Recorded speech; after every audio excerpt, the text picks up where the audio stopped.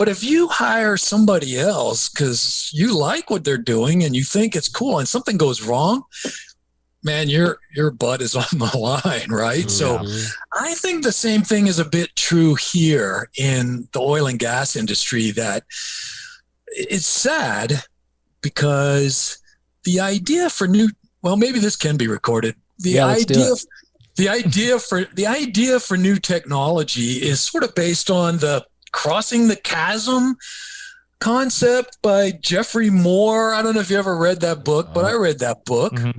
And so basically, there should be these early adopters out there that are willing to take on a disruptive technology rather than the sustaining technology. Those are words from Clayton Christensen, because sustaining technologies, leading edge technologies, just keep building on what's there before.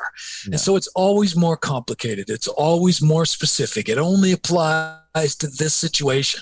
Whereas a disrupting technology tends to be more broadly applicable. It works faster, it works cheaper, and it does more work. It's more productive.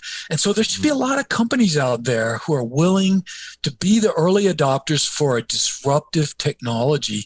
But I'm finding that not to be the case in oil and gas. We're going through a major change. Yeah, I was going to say, and it's funny that you bring up the the curve of innovation, because our very first guest, Dave Cannon, that was his presentation talking about, it was more related to the unconventional industry and what companies were the early adopters versus the laggards, like who's buying property late and who actually got in time to make money.